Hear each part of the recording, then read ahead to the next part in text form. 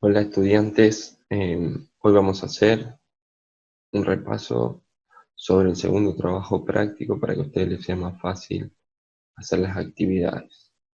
Recuerden que el texto que estamos trabajando, que yo se lo envié, es este, el que ustedes pueden ver, que se llama Constructores de la Otredad. Estamos leyendo la introducción.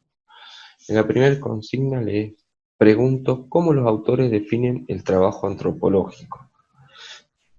Si ustedes leen en esta primera columna, lo que le van a decir los autores de este texto es que el trabajo de la antropología se define básicamente por dos cuestiones. Por un lado, el objeto de estudio de la antropología, que sería la otredad o la alteridad, ¿sí? Todo aquello que es distinto, que es diverso, que se muestra como eh, una cosa lejana o distinta a nosotros, ¿bien?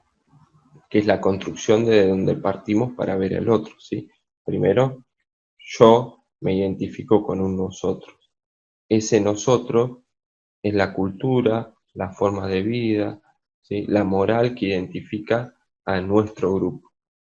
Una vez que yo me considero parte de un nosotros, siempre estamos identificando a un otro, a la otredad, a la alteridad, a todo lo que es distinto.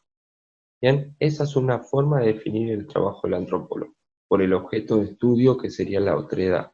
Bien, la otra cuestión podría ser la técnica o el método que utiliza el antropólogo. Recuerden ustedes que el trabajo del antropólogo consiste en la observación participante, quiere decir, el otro que yo voy a estudiar, voy a ir a verlo o a entenderlo a partir de compartir su cultura. Por lo tanto, el antropólogo debe ir al lugar donde va a investigar.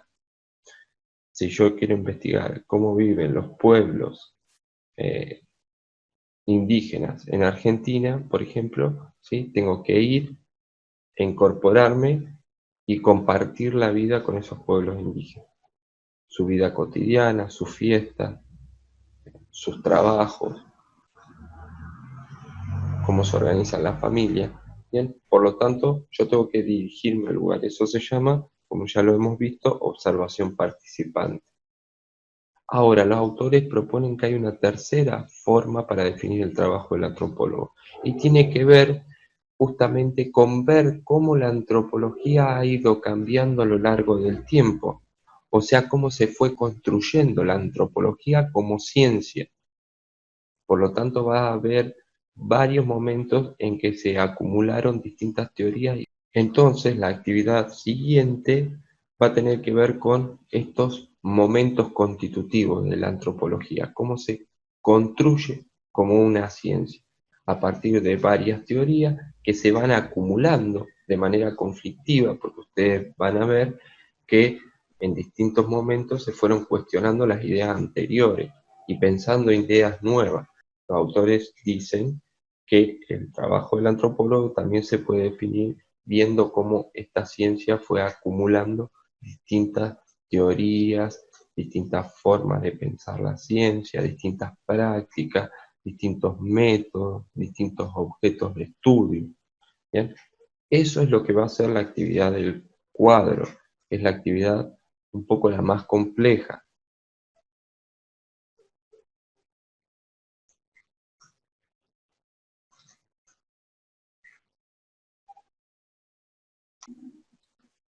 El cuadro más o menos de la actividad número 3 debería seguir estos lineamientos, y un cuadro de doble entrada, lo que nosotros estamos viendo, los momentos de la antropología. Hay tres momentos que identifican los autores del texto. Fines del siglo XIX, la entreguerra, o sea, el periodo entre la Primera y la Segunda Guerra Mundial, y después de la Segunda Guerra Mundial. Y lo que yo les pido es, primero, que identifiquen el contexto histórico, después las teorías y las ideas que tienen estas teorías, el objeto de estudio, el trabajo del antropólogo, método de estudio o técnica, ¿sí? Lo que aparezca en cada uno de los tres momentos y las críticas a otras teorías. Entonces, para resolver el cuadro, ustedes tendrían que ir leyendo cada uno de los momentos de la antropología que aparece en el texto y tratar de buscar lo que yo les solicito en cada uno de los detalles, el contexto histórico, las teorías o las ideas de estas teorías, el objeto de estudio, el trabajo antropológico, los métodos de estudio, las técnicas y las críticas a otras teorías. Vamos a empezar con el contexto histórico. Recuerden ustedes que contexto histórico significa, yo estoy analizando la antropología, por lo tanto, estoy viendo las distintas teorías y cómo es el cuerpo de estas teorías, cómo o qué es lo que proponen estas teorías. Por lo tanto, yo tengo que analizar, y el texto analiza en primer momento, cuál es el contexto histórico donde se dan estas teorías. Contexto histórico, ustedes recuerden, es los sucesos o los procesos que están sucediendo en el momento que nosotros vamos a ver cada una de las teorías y cada uno de los momentos antropológicos. A finales del siglo XIX, ¿cuál es el contexto histórico? ¿Qué es lo que estaba sucediendo? Por un lado, en Europa hay un proceso de industrialización. Industrialización quiere decir que se crean grandes industrias. Estas industrias, como ustedes saben, cambian la forma de producir. La economía y la sociedad se complejiza y se transforma. ¿Bien? Entonces vamos a tener diferentes transformaciones y diferentes problemas en Europa que tienen que ver con las clases nacionales. Aparece, por ejemplo, el obrero industrial, ¿sí? Tenemos problemas con las etnias, porque los estados nacionales intentan construir una identidad única nacional, el nacionalismo, ¿sí? Y dejan de lado todas las otras culturas y naciones dentro del propio estado. Y vamos a tener problemas sociales dentro de estas sociedades. Pero por el otro lado, además, se va a dar un proceso de imperialismo. Estas potencias industriales se van a expandir fuera de Occidente, van a ir y conquistar militarmente e imponer su forma de organización política, social, económica y cultural a otros países fuera de Occidente. Recuerden que el proceso de imperialismo es cuando varias potencias occidentales, como Estados Unidos y Europa, y otras potencias imperiales, como era Rusia y como era Japón, intentan y logran repartirse África, Asia y Oceanía, conquistarle, imponer su gobierno y sacarle sus recursos y vender sus productos industrializados. En este momento surge un contacto estrecho con diversidad de culturas y pueblos en todas partes del mundo. Por lo tanto, comienza la pregunta antropológica que tiene que ver por qué estos otros son tan distintos.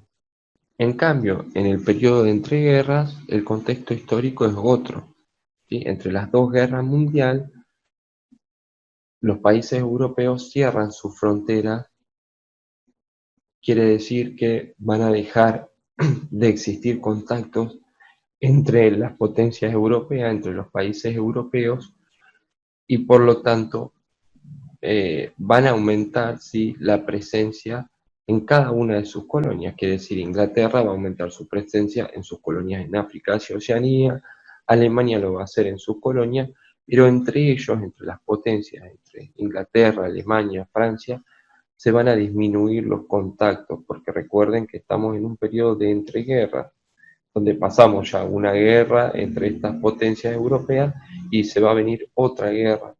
Entonces, la relación entre ellas, cada vez hay menos contacto. ¿Bien? ¿Cuál es el contexto histórico después de la Segunda Guerra Mundial, que sería el tercer momento de la antropología? Se van a dar, dice, dos transformaciones importantes. Una de las transformaciones importantes tiene que ver en las sociedades primitivas. En las sociedades primitivas va a pasar dos cuestiones. Por un lado, va a haber una disminución cuantitativa en la cantidad de sociedades primitivas. por las guerras, por las enfermedades o por los genocidios, esto es el asesinato para exterminar una cultura, cada vez va a haber menos sociedades primitivas. Y por el otro lado, las transformaciones cualitativas en estos pueblos. Cada vez estos pueblos, al tener un contacto más estrecho con las sociedades europeas occidentalizadas, se va a producir lo que se conoce como etnocidio cultural o desaparición de estas culturas producto de la interacción con Occidente o de las imposiciones de los europeos. En muchas de sus colonias los europeos intentaron transformar su cultura, transformar sus modos de vida, su religión, ¿sí? En muchos lados se le impuso que dejen sus religiones para incorporar las religiones europeas. Todos estos cambios que se dieron en las propias culturas de los pueblos primitivos, de las sociedades primitivas, hicieron que se fueran desintegrando esta diferencia y cada vez más se fueran incorporando y transformando estas sociedades. Y por el otro lado tenemos la modificación de las prácticas antropológicas. Quiere decir que también no solo se transformaron las sociedades primitivas, sino que se transformaron las prácticas del antropólogo por estar en contacto con sociedades cada vez más complejas. Y esto está unido a el genocidio cultural o el etnocidio. Estas sociedades, al entrar en contacto con los europeos al imponerle su propia cultura, las culturas primitivas o de los pueblos indígenas fueron modificándose y transformándose, y muchas de esas fueron también desapareciendo, incluso por la presión que Occidente, para el primer momento de la antropología a fines del siglo XIX, aparece la teoría evolucionista. ¿Qué ideas tenía la teoría evolucionista? Que esto tendrían que completar ustedes en el cuadro. El evolucionismo cree que en la evolución de la sociedad, recuerden que toman los conceptos del darwinismo. El darwinismo dice que las especies evolucionan y se adaptan al medio y las mejores sobreviven y las peores pueden ser desechadas o son desechadas. Entonces se convierte al evolucionismo social, se transforma en evolucionismo social con las teorías de Spencer, que se aplican en el campo de la ciencia. Con respecto a la antropología, las ideas de estas teorías evolucionistas tienen que ver con analizar las sociedades primitivas para entender cómo se llegó a las sociedades supuestamente civilizadas europeas. Entonces, la clave para entender ese proceso de complejización de las sociedades, para entender la sociedad europea, tendría que ser entender cómo funcionan las sociedades primitivas, ¿sí? Esas sociedades que están siendo colonizadas, conquistadas. Bien, entonces, lo que propone el evolucionismo es estudiar esas culturas o esos pueblos indígenas a través de compararlos entre ellos y ver cómo fue evolucionando la sociedad hasta llegar a la europea.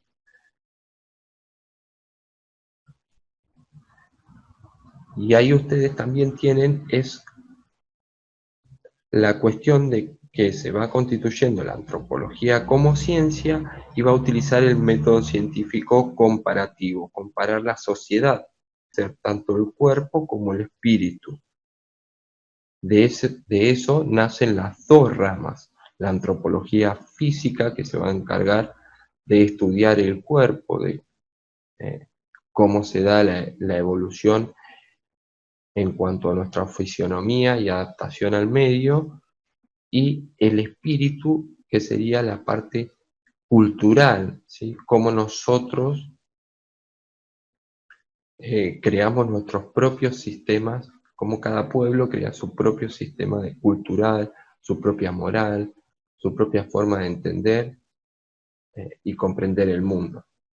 Bien, esto tendría que estar todo dentro de las teorías y de las ideas. ¿Cuál es la teoría central? El evolucionismo para el primer momento de fines del siglo XIX. Y como recién vimos, todo lo que les mencioné que aparece en el texto debería ir dentro de las ideas que tiene esta teoría. Ahora, ¿cuál es el objeto de estudio del evolucionismo?